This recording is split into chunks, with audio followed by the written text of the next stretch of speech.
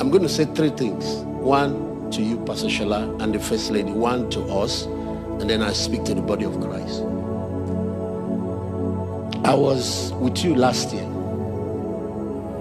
and I said this on the pulpit. I didn't say it fully. I was shown a vision of a very large auditorium, because this is one of the, and when I say 7, that is the one that is shown to me. Let nobody take offense in the body. This is one of the 7 apostolic centers that God is raising for the last move of God coming for Nigeria. There are others, you know.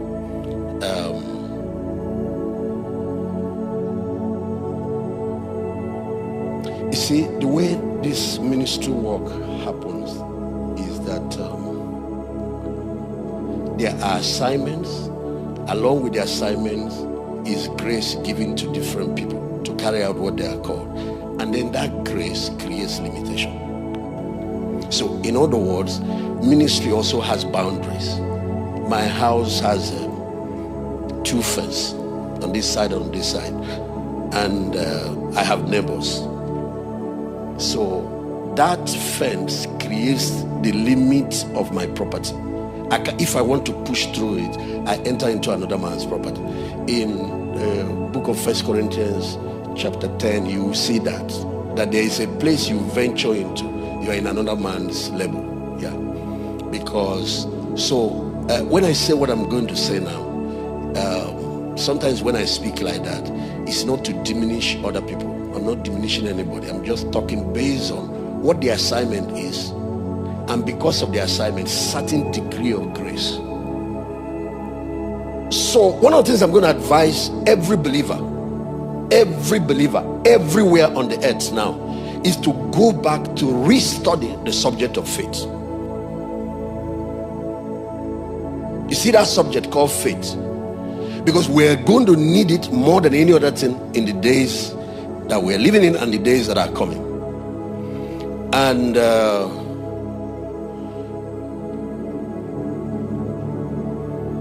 we that are living in the last days should also note those things that Jesus said will be challenges in the last days. One of them is when the Son of Man comes, will he find faith on the earth? Yes, one of them is faith, the subject of faith. There are other things he pointed out. He put his finger on the subject of love too. Because Matthew chapter 24 from verse 9 was pointing out that because of the challenges that will be coming, believers will start losing their love life, and it will lead to, because of increase in iniquity, and some of them will start betraying one another. So churches that now want to build the antidote have to give the love matter attention. Teach it both at family level, marriage level. Teach it at church level. Teach covenant level of love, agape, the covenant level. And then those people there will rise above what will be the prevailing science of the time, and they will be walking in victory irrespective of what is going on. So as at last year, because we're now doing a 7-year run, we have 7 years left, not left to the coming of Christ. Doesn't mean by 2030 Jesus will be here, but after this 7-year season, the texture, the environment where we're going to be doing ministry, I'm talking about the world, will be different. There are certain things that will be in place, and if certain people are not ready, they are not in place. If certain things are not in place, it will be more difficult. It can still be done to do it then. The world we are living in is going to be completely changed. The economic system of the world we are living in, and because of that, there are these ones that God is calling to bear heavy responsibility. There are certain shifts and changes that must take place in the next 7 years. Certain shifts. There are certain things God wants to give this ministry. There are certain positioning that he wants to put in place because of the role you are going to be playing. So let me say something about faith, and that's what the Lord asked me to come here to do. I came here for 3 reasons. One, when I talked with you yesterday, I came to make sure that this conference is holding.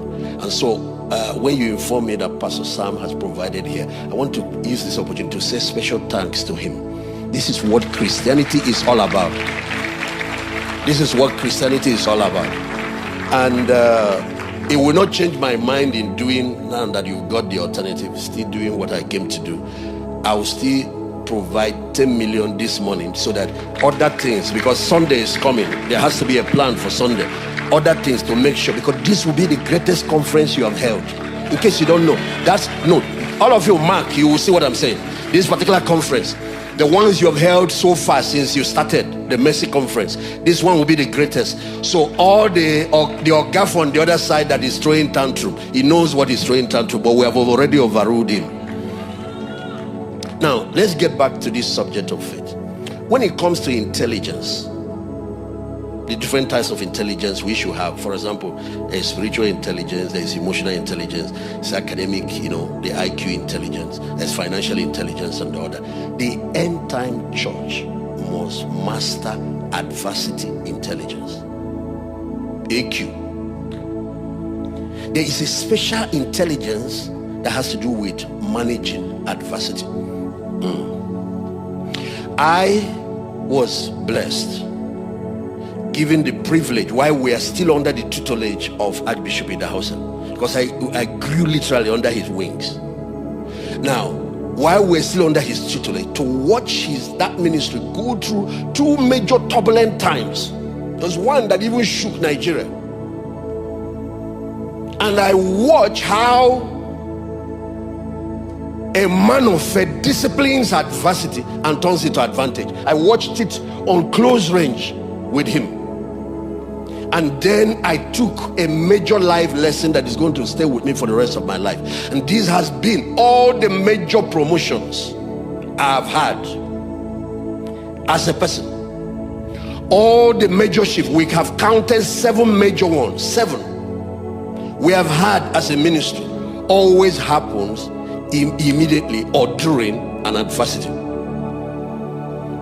I have learned, whenever Satan hits, just know that it's about the time you're about to make a major shift in the spirit or right after it. Those are the timing of trials and tribulation. One thing about God is that he has a particular period where he doesn't speak. There's only one time you are asking God a question you don't hear, and that time is exam time.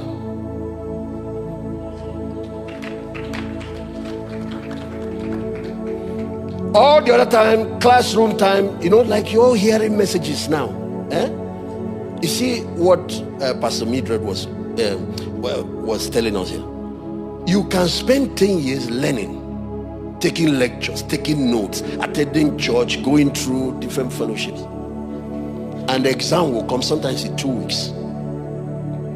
That 2 weeks is when you'll be shocked. God is quiet. You can see Jesus on the cross saying, "Where are you? Why have you forsaken me?" He has not been forsaken. You are inside the exam. If you watch when he was in the wilderness, the Bible said the angels came and ministered to him at the end. That's when he completed the exam. But when he was in the exam, no angel.